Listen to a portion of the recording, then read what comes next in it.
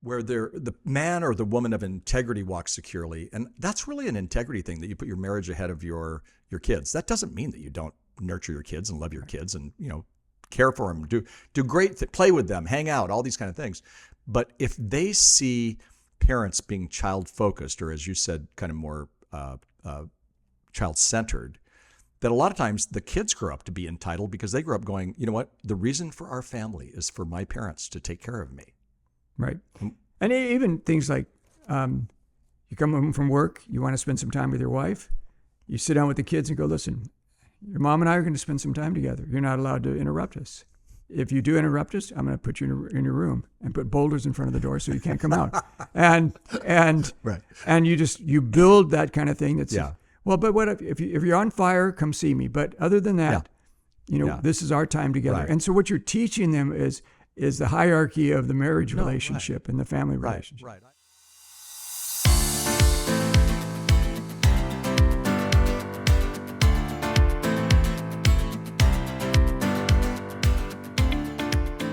Welcome to HomeWord. I'm Jim Burns. So happy that you've joined us today. I want to give a special shout out to those of you who are not in the United States.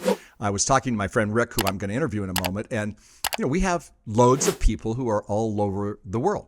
I mean, Jakarta, Guatemala City, China, anywhere. It's just amazing how many people are coming out, and I appreciate you subscribing and letting others know about this time too. Today, you're going to love this podcast. And by the way, you probably can notice if you're on the YouTube channel that we're not in our studio. This is the first time we've ever done anything outside of the HomeWord studio, and we're actually in Kauai, Hawaii.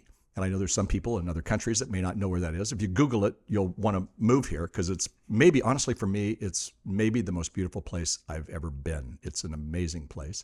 And I'm with a very good friend of mine. His name is Rick Bundschuh. And Rick is the teaching pastor at Kauai Christian Fellowship, as well as he is the chief troublemaker. At least that's what he calls himself. I've known Rick for over 40 years. We actually did 36 books for kids together, honestly, just about 40 years ago, and I have a great respect for him. He is a legend. You'll see that in a moment. And also, we're at Anchor House School of the Bible, and we actually have some Anchor House students around here. Pretty cool to see them. They're from kind of all over as well. And I've been teaching this week here at Anchor House, and I got to tell you, it's a wonderful experience. Most of them are kind of gap year students. And if you're a parent, and since we're talking about parenting today, you may want to take a look at Anchor House, and we'll talk more about that as we go. Let me give you some of the bio of this fine man that I'm going to introduce. He's a youth expert. He's a writer. He's a speaker. He's written tons of books. He's a cartoonist. And so I actually kind of got to know him when he was the featured cartoonist in Surfer magazine. So that dates him too, because that's been a while. And he wrote the book Soul Surfer. So many of you know the movie Soul Surfer or the book Soul Surfer, and he's the guy who made that happen. And the movie was an award-winning movie with Bethany Hamilton, and it's an incredible story if you've never seen that. And I always suggest that people, just if they just want good inspiration, it's awesome. We're going to talk today about a book that he wrote called Immensely Useful and Surefire Parenting Tips. I read it this week.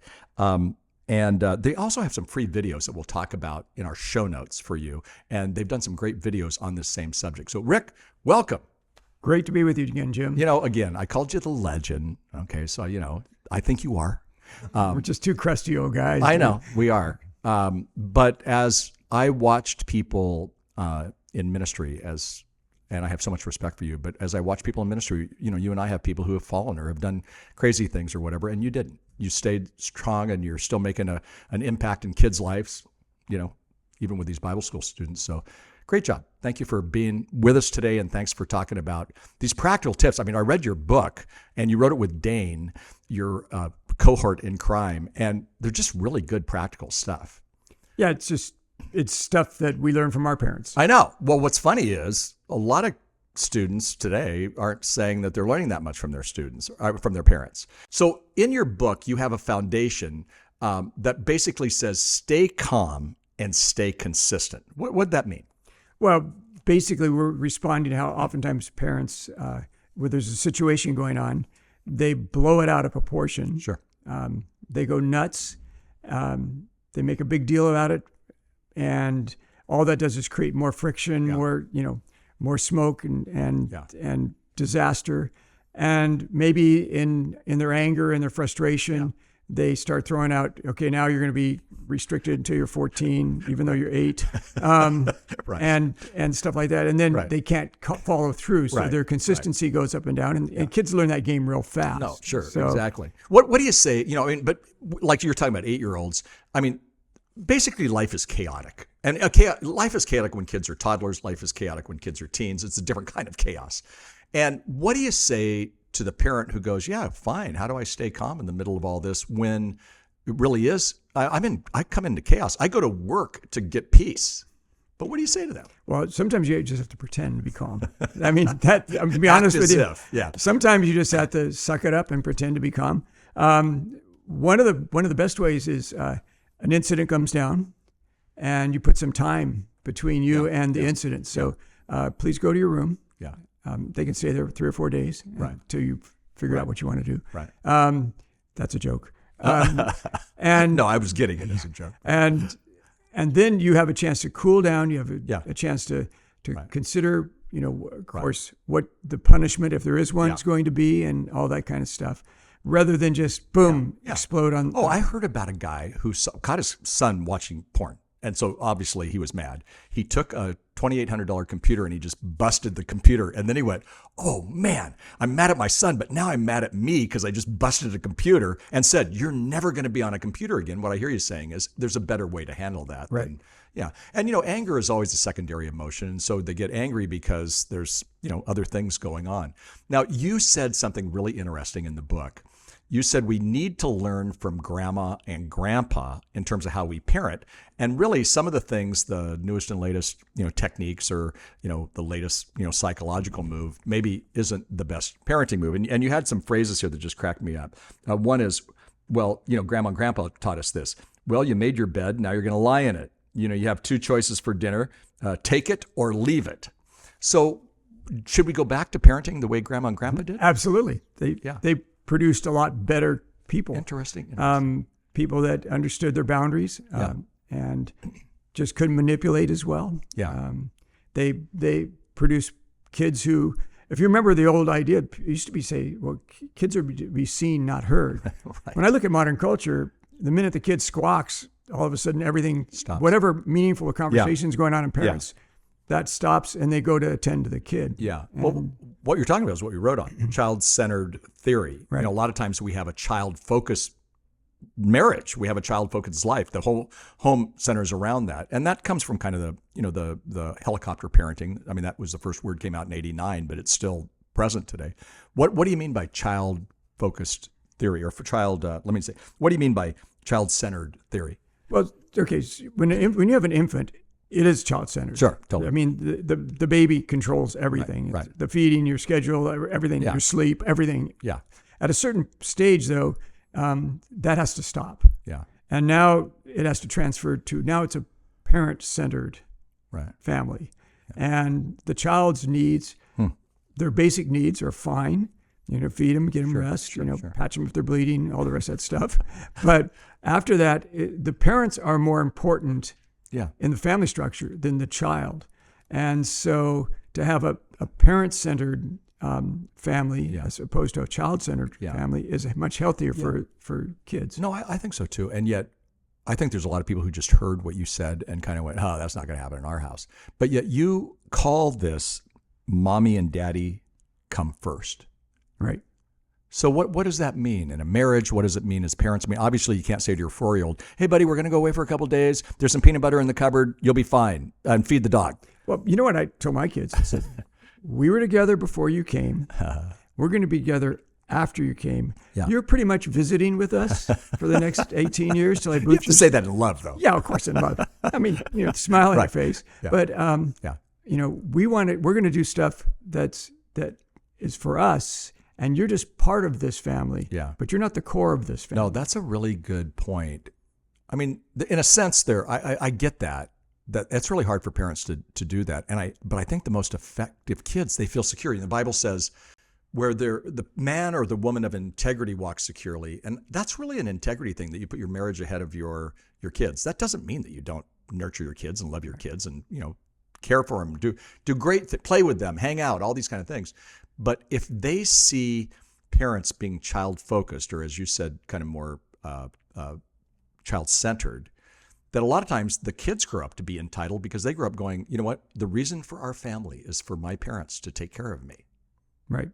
And even things like you come home from work, you want to spend some time with your wife, you sit down with the kids and go, listen, your mom and I are going to spend some time together. You're not allowed to interrupt us. If you do interrupt us, I'm going to put you in your room and put boulders in front of the door so you can't come out. and right. and you build that kind of thing. That's Yeah. Well, but what if you're on fire, come see me. But other than that, this is our time together. Right. And so what you're teaching them is the hierarchy of the marriage relationship and the family relationship. Right. I often say that, it's God, and then our marriage, and then our children, and then our vocation. But we get all those things mixed up. Right. And when we get them mixed up, then that's what breaks the family sometimes, and we forget about it. I love it. And obviously we don't have boulders to put in front of our doors, but just by saying that says, what you're saying is, hey, your mom, your dad is important. And I know a couple that does that. They have... in the morning, life is chaotic in their family, and they just sit there for 15 minutes and they drink coffee and they kind of talk about it. Kids are everywhere. Every so often they probably say, hey, settle down, but you got to get ready for school. And then at night, first time when they both work, but when he comes home, because he comes home later, then they sit and they have some liquid refreshment, whatever. And then it's time to go do dinner and all this, but they've connected twice. That changes a marriage, because now you have connection in the marriage, but it also changes how the kids understand the system within the family. The trick is making the switch, because especially with the first kid, because it's all of a sudden this couple has got this intruder in their life who demands everything, and your whole system operates around this kid. But at a certain point, you have to make the switch, and that's where a lot of parents, they've got so used to going to the beck and call of the infant that when they become a toddler, they're loath to make that switch, because the kid is going to be demanding. No, I've been living like this since I've been born. So what on earth are you doing? And there's stages. I mean, say the stage is 0 to 2. We call that the catering stage, like what you just said, you're catering. But then you move to another stage. You're still in control, but that's like 2 to 10. But they've got to start making decisions on their own, because the bottom line in parenting is for them to become responsible adults. And I would add, who love God, if you can do it. The interesting side to that is, because we're coddling them still, we're not allowing them to become responsible adults. They're not moving from dependence on you toward independence. And then that's where we get a lot of these, young adults in the world I'm living in right now who are, it's a failure to launch. Right. And Dana and I both have the same theory on this. You've got from about 2 years old to about 4 to get the situation turned around. After that, it just gets harder and harder and harder. And if you decide at 14, all of a sudden you're going to, it's just not going to work. I hear you. And you say it's not going to work. And I'm pushing you on that, because I say to parents, it's never too early. So that is a good stage. But if you didn't do it, if I have somebody listening right now who's, they have a 12-year-old that's like a little crazy, you can't, it's never too late to, and you just have to say, it's harder. Exactly. I was listening to blame us. I was listening to a podcast, and you know what, we're going to do things a little different around here, and you're probably not going to like it, and it might be awkward for us, and we might not do it perfect all the time, but hey, here's the new way we're going to do this. It's not like they're going to go, thank you, Mom. Thanks, Dad. I see it. You're brilliant. They're not going to do that when they're that age, but we still have to have the discipline in our own life to make that happen. Right. Yeah. Well, I'll give you an example. I mean, a kid who, as a little kid, starts saying no to his mom. Pick up your toys. Yeah. No. Yeah. Don't say no to mommy. And it goes through the whole stage. And that kid may grow up and be combative towards his parents unless you figure out some way to nip that in the bud. No, exactly. Sure. And the way we did it, it's funny because this parenting book that we wrote was 2 dads. Right. And I had moms really object to some of the things that we said in there, because... Did they think you were too harsh? Oh, yeah. Yeah. Yeah. They didn't like Grandma and Grandpa's style of parenting then. Yeah. Well, I still remember my youngest son, when he was just getting out of the place where he was going to get defiant. And he was just a little guy, 2.5, 3 years old or something. Okay, Hudson, you need to pick up your toys. And I come out, your toys are picked up. I've asked you once. Now it's time to pick up your toys. Of course, he wasn't going to pick up his toys. He had no intention of picking up his toys. And he just looks up at me and he just waxes up and he goes, "No." And I saw it coming. I knew we were going to have that day. Right. And I grabbed that kid and I picked him up by the scruff of the neck, or not neck, but his clothes. Sure. I pinned him against the wall and I got right in his face and said, "What did you say to me?" I mean, it was all fake, right? Yeah, sure. "What did you say to me?" Yeah. Ah! He just burst into tears and stuff. "You never say no to me." Like you pulled the lion's whiskers, man. Now you're about to get it. Right. And it was all a show. Right. He never said no to me again. Isn't that interesting? Never again. Never defied me again. Yeah. Because he saw a side of me that scared the bejeebers out of him. Yeah. Now, it was an act. Right. It was an act. Sure. But I knew I had to establish. Right. When Dad says no, you better. Right. And you did it. I mean, you were probably angry a little bit, but you didn't do. Sometimes in anger, we say the wrong thing or we're too forceful or whatever. What you did was you stayed calm, you stayed consistent. The theme of, what you're talking about. And it was and he was a 2. I mean, 2-year-olds are defiant by nature, but I just knew we have to put an end to this. Yeah. And you start. Right. No, it's really good. Now you tell a story in there about. Let's take it a little older now. So you've got teens, and you said, "Hey, you got to take out the trash," and they're on their whatever digital device they're on, and they go, "Yeah, okay," and then you come back 45 minutes later, they're still on their digital device. Come back. What do you do with when they're a little older and you play that, because you may not be able to pick them up anymore by their Right. No, that's even more fun. Yeah. We established this with our kids. Okay, your job's the trash. Okay, I'm gonna let you know the trash can's full, and you're gonna acknowledge it. Your trash can's full. You need to take. Okay. Yeah. So we both got it. So need trash can. Okay, I'm doing it. Let me just finish whatever I'm playing with doing. Okay, but I'm not gonna ask you again. Of course, typically they just ignore it, forget about it, whatever. Right. So I don't say a word. I just would go and seal up the trash bag. I walk down. I put it in their bed. Would you cover it or just have it on? Yeah, just put a sheet over it like it's a visitor, Yeah. And I'd hear him screaming. They were downstairs. I'd hear him screaming, "Dad, you put the trash in my bed." Well, it's not going to walk out to the trash can by itself, and I needed to fill up an empty bag in the trash can. Yeah. And I'm calm. I'm right. I'm consistent. Every time you leave the trash, it goes in your bed. Yeah. I'm not scolding you. I'm not yelling at you. You got to deal with it now. That's yours. If you want to collect trash in your room, go right ahead. Yeah. Right. And boy, does that cure it? No, it's really good. A lot of times I'll say to parents, we need to lead. If you've got a 12-year-old who's kind of leading the house, then stop it. You got to lead. And you don't lead by hitting and fighting and biting and doing all this and getting all mad. What you lead with is with authority, and that you just showed authority. Seal it thing. Put it on. That's going to happen about once, maybe twice if the kid's strong-willed, and then they're going to figure it out. Right. Yeah, that's really good. We're going to take a quick break. We'll be right back. Rick Bundschuh is with us. We're talking about immensely useful and surefire parenting tips. And by the way, all the information about Rick in our podcast show notes, also all the information about Anchor House School of the Bible. And I love this. As you know, we have not done this ever before where we've had a little ad on Anchor House on anything. But I just believe so much in what Anchor House is doing. Rick told me the story of Anchor House and his kind of a dream that he wanted to do. And I said, I'm in. And anyway, it's just an awesome way. These kids are so amazing too. So I hope you'll hear more about it. You're going to hear more about it right now. And then we'll be right back.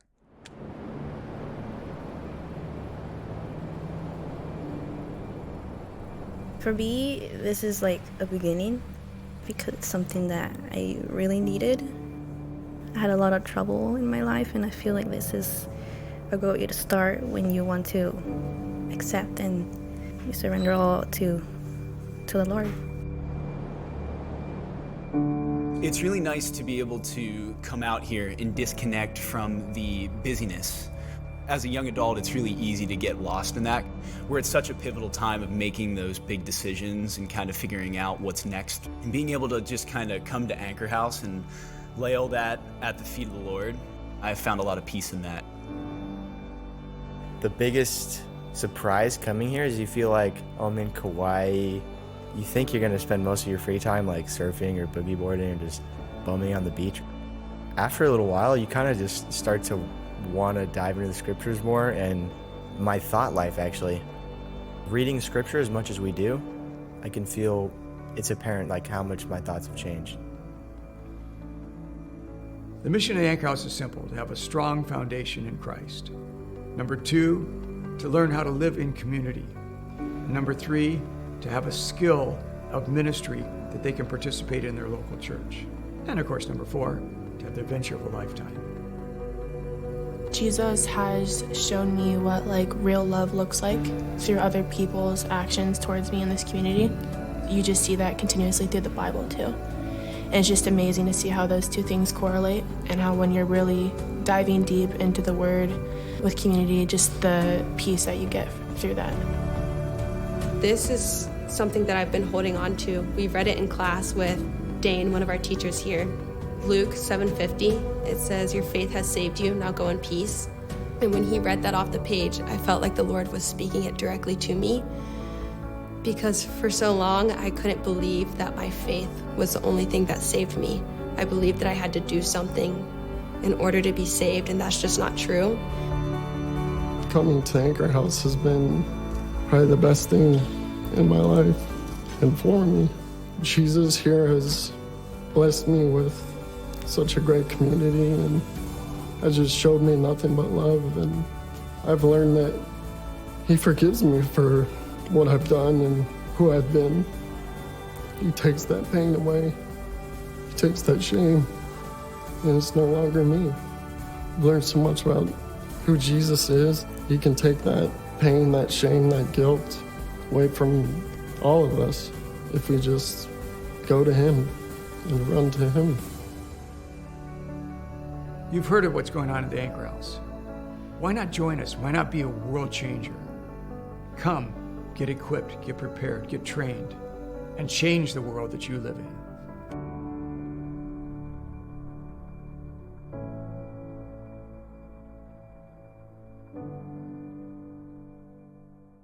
Welcome back. I'm Jim Burns, and you're listening to HomeWord. You're watching HomeWord on the YouTube channel. If you are, you actually get to see us here in Kauai, Hawaii. Hey, pretty cool. I've got a shaka. I've got some surfboards. It looks like I am the cool surfer kind of guy. And, I did that when I was 9, and then again when I was 31. And every so often I get out there, and I'm really, really bad. Last time I was out, by the way, I was having 5- and 6-year-olds just cut me off. And I was amazed that they were better than me. So, I'm not the surfer that Rick Bundschuh is. So glad to have you with us. And again, we're talking about immensely useful and surefire parenting tips. Rick has a book on that. And all information, like we just said, all information about Rick and his ministry and his books and whatnot are in our show notes, as well as what you can see with Anchor House. And I hope you'll take a look at that. Okay. So I want to ask you a question about gratefulness. I mean, it's funny because we've been kind of, here's how we parent like grandma and we parent like grandpa. But you also have a piece on instilling gratitude that I thought was so helpful. I think a lot of kids today are not people who have gratitude. And what you're saying is, no, we need to teach them that. Part of it is training up a child in the way that they would go. And so we need to train them to be people of gratitude. What do you mean by that? I don't think my kids ever were inherently grateful. I mean, oh, yay, thank you. Right. That was it. But what I wanted to do is build that discipline in them. Yeah. That if somebody does a kind thing to you, somebody gives you a gift, somebody does something like that, that you're going to take the time to acknowledge that. And so from the time they were little, even if you do a cartoon and we would write in the words for it, they were required after they got a gift to write a thank you note. Yeah, boy, that's Kathy Burns, same thing. And I have to tell you, that was fairly painful for us as adults. Right. You need to come in now and stop playing with that. You're going to write a thank you note. Right. No, you need to do this, you know?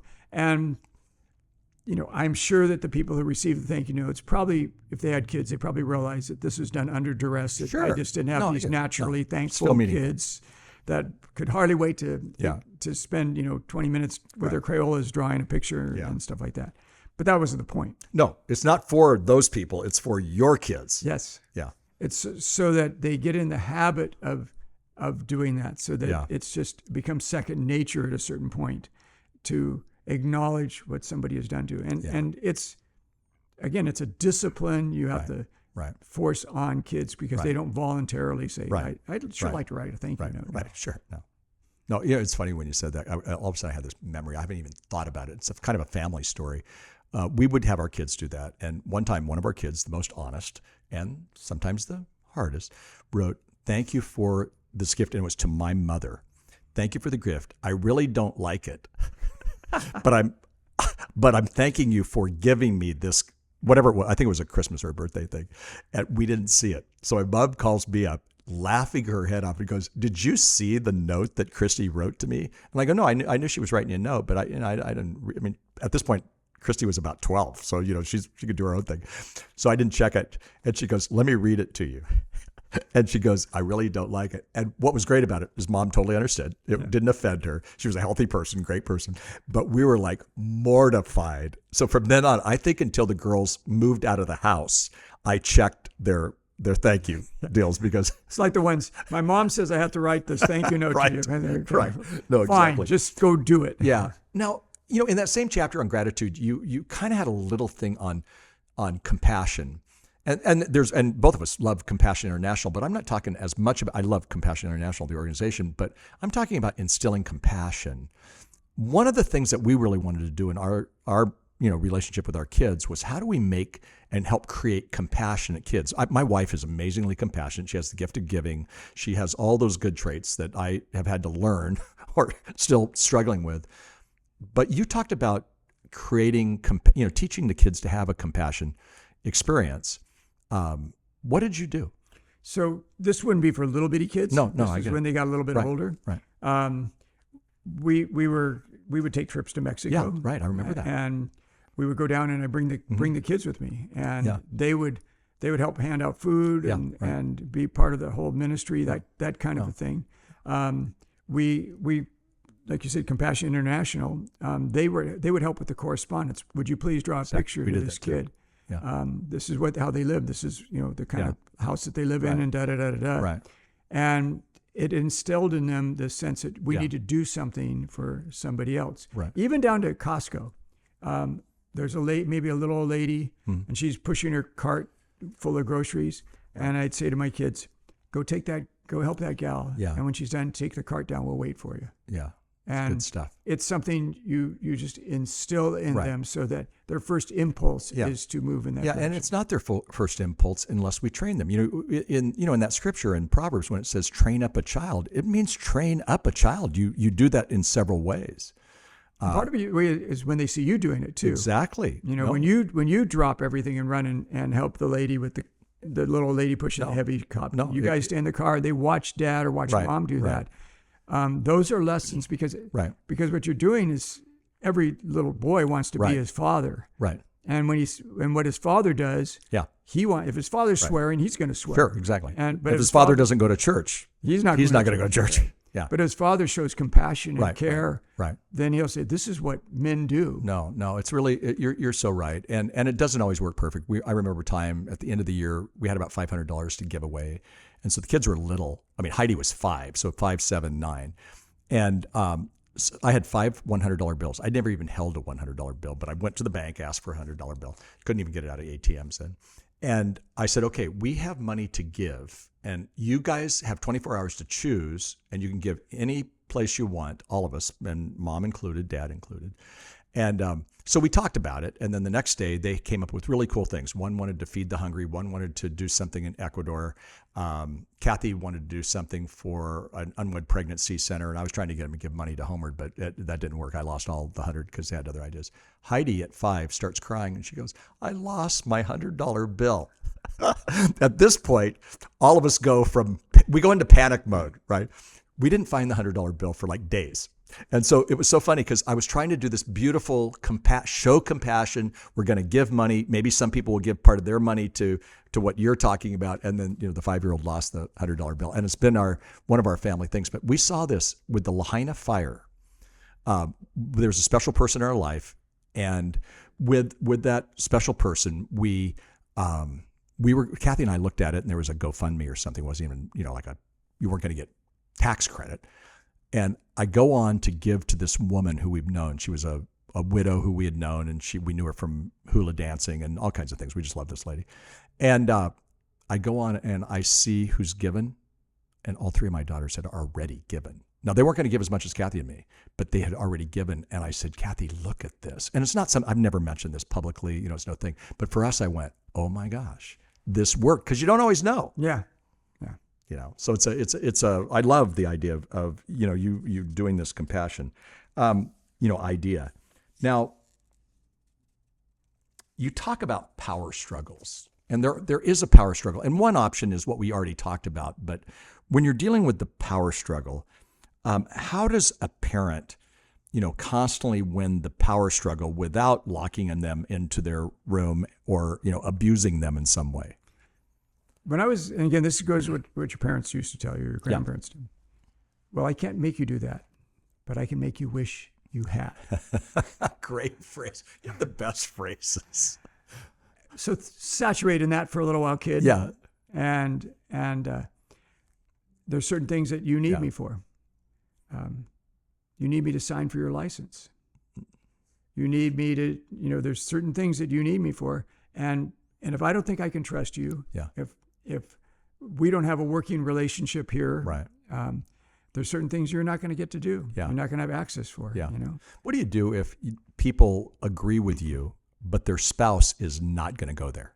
So they're not on the same page. You have to get your spouse on the same page. Yeah. And how did Lauren do? Does she parent the same way you parent? No, or? She wants to kill him. Oh, no. I thought you were going to say just the opposite. No, That's no, funny. No. Yeah. She wants, okay, this kid, they're done. I'm farming them out. They're up for adoption. Right. So we have to get in cahoots first. Okay, punishment fits the crime. No, that's good. there's all those common sense things. Good. So good. This is a violation, but how bad a violation is it? And how far do we want to take the punishment on this? And then, of course, there's part of it is you have to be good to your word. If you go, that's why you stay calm. Yeah. Because you don't want to just fire off. You're restricted for 6 months and then you back off. No, and you know what, that really is such a key thing. I mean, what we're talking today about is, immensely useful and surefire parenting tips. And, we don't do a lot of these tips. We'll talk about one issue, but these are just, kind of rapid fire, tip after tip after tip. Here's another one for you. That is in the same vein. Preemptive. With every one of my kids, I sat them down when they were like 8th, 9th grade. Right. Knowing what's going to be happening in their social system. They went to public school. Sure. Knowing what's going to be happening and all that kind of stuff. And I'd say, okay, here's the deal. You're getting the age where I'm going to give you more trust. Mm-hmm. But you're going to be hanging out with kids. I can't be there. I'm not watching you all the time. Right. I need to be able to release you. But if you join the idiot circus, if you start doing things that are really wrong, here's what's going to happen. If I catch you getting drunk or using drugs, you will not get a license till you're 18. Yeah. And by the way, that'll give you a good reason to tell your friends who, hey man, you want to hit? Go, you know what? I don't want to because my dad, because I also tell him this, and I will know because I'm going to have you pee in a cup. Yeah. Just so your mother can sleep better at night. Yeah. So, and you never know when I'm going to do that. Right. So, but if you get busted, that's it. Yeah. There's no ands if I'm not. Why would I sign for you to have a car that you can get high in and kill people on? Kill people with. And they'd be going, no, I'm not going to do that. And I'd say, if you get a girl pregnant, you're going to be going to get a job right after school. You're going to be contributing. I don't care if you're 16, you're going to be getting a job and all that money's going to go towards that kid. Right. We're not going to raise the kid. You're going to help raise the kid. Right. Well, that's not going to happen. That's going to happen. They're all I'm forecasting what is going to happen way in advance. And they know me that if I tell them that, that's it. Yeah. It's yes is yes or no is no. I like the word preemptive because I think a lot of times we put consequences on after the fact. And sometimes you just have to. But anytime you can be preemptive and have the conversation, not in the heat of the battle. Right. It can be a much easier thing. You can be hey buddy, you want to go get, something to drink. Let's go get a soft drink or let's go to McDonald's and, whatever. Let me talk about something. And then you have that. It's a lot better to do that, not in the heat of the battle. And yet too many times we wait. And if you have a cute daughter, when she's about 11, you plant the cactus outside of her window. I should have done that. That's funny. We actually had boys one time.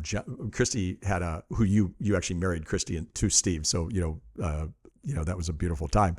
But Christy was upstairs, and some guys, we hear this clunk, clunk, clunk on our roof, and it was a couple of guys coming just to come and talk to Christy. It wasn't like there was no romantic rendezvous. They just thought, well, I'll just get on the Burns' roof and Get out the hose. I got out, but then my buddy next door is a policeman, and so he goes, "Hey!" brings the kids down and puts them up on the car as if they're going to be arrested. And they're like, "Jim," I go, "I don't know who these guys are." I knew them well. They're from our church, right? Yeah. But I said, "I don't know these guys. Should I take them in?" Well, he couldn't. He wasn't going to do that, but we just messed, and it worked for them. And after they wet their pants. They changed their pants. There you go. We don't have much time at all left, but I want to give you some time. I've mentioned it a few times. I want to give you some time to talk about your dream of Anchor House, because it's an incredible thing, and I think our listeners should hear about what you do and how it happens. So talk to us about that. Well, actually, it's I would call it our dream. So there's a bunch of us sitting around bemoaning the fact that you send a kid off to college and their faith gets deconstructed right off the bat. Because I mean, to be honest, you have a kid in church, in a church youth group, and they're not going to be exposed to the kinds of information they need to make to counter the arguments that are coming at them. And even some Christian colleges now, same sort of thing. And we were bemoaning that fact, and somebody said, somebody ought to do something about that.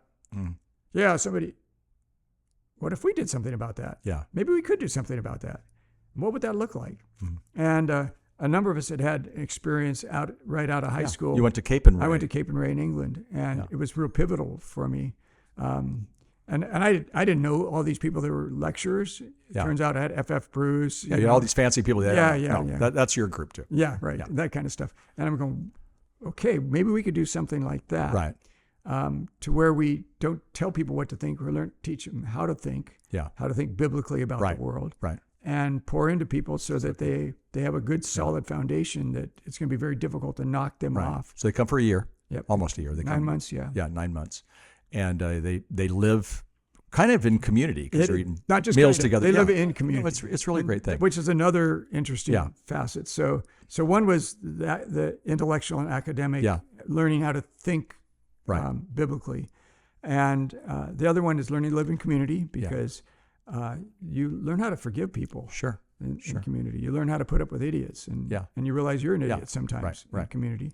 Another one was because we were connected to a local church with all kinds of ministries, we could have our team here mentor people in the area of ministry. Right now, as we're making this video, there's a crew here that's filming this and doing this that are learning in media arts that they can take and go to their home church or wherever they end up and say, listen, I have some experience in this. They're the best right here. They're the best of the people in the other ones that are doing stuff, like one was high school ministry. There were some other things, but these are the best. Right? Yes. Especially because they're putting up with it. So they're doing ministry. I mean, that's one of the things that I really, really like about Anchor House.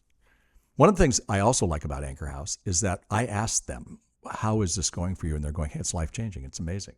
And they're real. And, their parents made a good decision to help them come to more or less a gap year. My daughter Becca said to me as I was coming here this year, and she knows all about Anchor House, and she goes, I should have done that.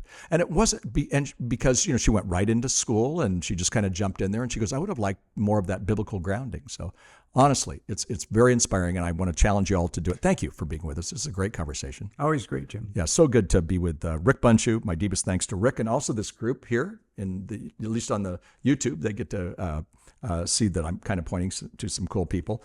Nate, who's directing, producing, the man. He's a great guy too. Anyway, thanks so much for being with us today, and we'll see you next time. I'm Jim Burns.